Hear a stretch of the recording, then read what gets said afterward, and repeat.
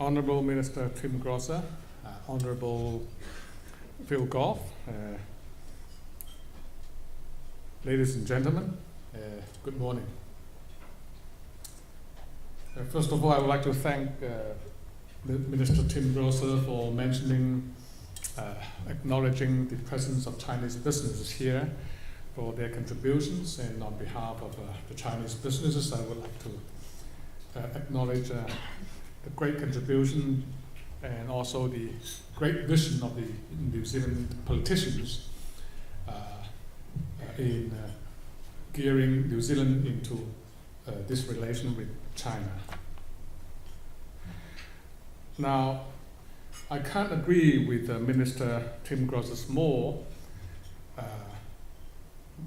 when he says the testing that New Zealand is going through right now is really a testing between friends. It's only through tests like this that friends become real friends. And I would also like to comment that about the New Zealand having a system that can produce without fail the best quality food.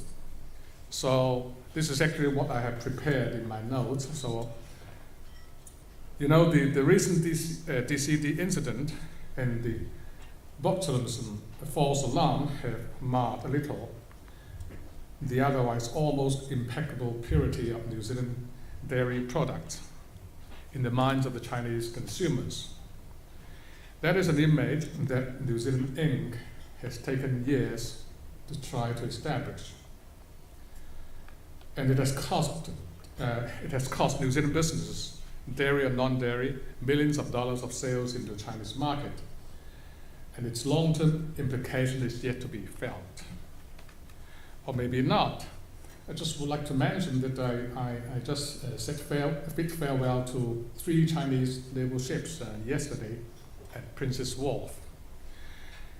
Each one of them is fully laden with New Zealand milk powders, baby formula, red wines, and Malika honey, and endless list of other New Zealand food products, on top of the indispensable friendship for New Zealand people.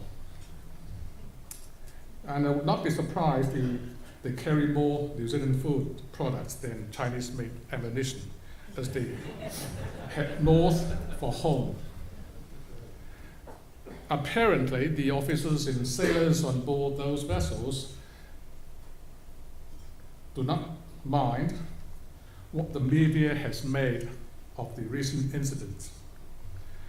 So are the Chinese consumers in general, may I add, without haste. Perhaps people have short memories, or is it not consumers that New Zealand primary industry needs to be worried about in the first place or most? Now it seems to me that the heat of things has largely receded. It is perhaps a good time to reflect on the related issues with the benefit of some hindsight. Now, first of all, at the risk of repeating many others today or in the past, I would like to emphasize that the trade relation between New Zealand and China is an excellent one, the best for a long, long time.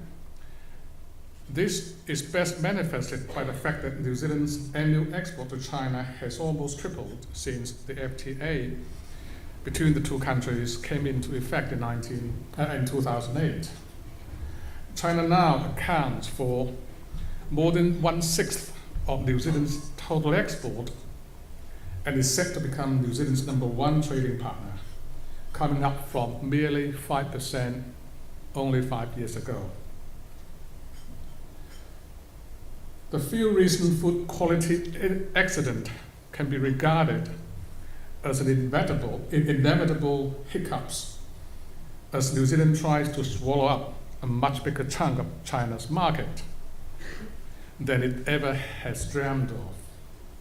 It's quite understandable, if you ask me. Now the problem is not whether we have a problem, but rather where the root cause lies and how to handle it. Now, ironically, the problem seems to be that New Zealand has had too perfect an image, and you guys try too hard to maintain that immaculate image. In other words, you are victims of your own creation. But the reality is that nobody is perfect, and New Zealand is no exception, so it's time to get the perception right.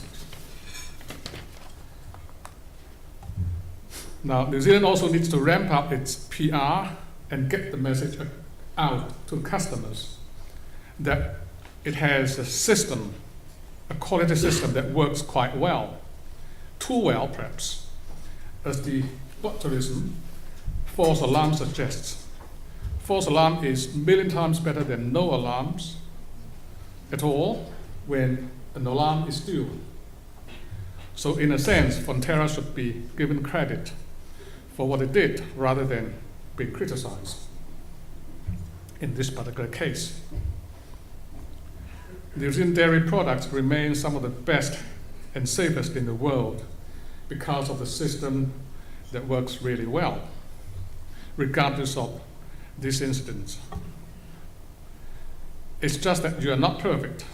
No one is. Now, this may prove to be an uphill battle, I mean the PR side of things, because New Zealand is up against some tough competition in China who may have certain advantages in discourse at home court. Then there's only so much PR can do. In the long run, the value of the product that really counts most. The New Zealand food industry needs to ask itself this question: what is it in our product that Chinese consumers like? Food safety, I wouldn't hesitate to say, is on the top of the list. And I make no apology for stating the most obvious and something everybody knows, because this can't be overemphasized. But food is no luxury goods, so you can't consume milk in front of others to boast your status. So you can't really charge 10 times more than like LV would charge a handbag, or 100 times more. So it still matters that the price is right. Now, before I conclude, I may say, in a way, the challenges that New Zealand faces today in China is not so different from the challenges that Chinese investors, for example, faces when they came to New Zealand. So what I may add is that on the long-term and more strategic level, there are other things that New Zealand and China can do together to bring the relation between our two countries to a new level that is more inclusive and accommodating to each other, more dynamic and diversified, and more importantly, more mutually beneficial. By then, the sort of issues we are facing today may no longer be an issue at all.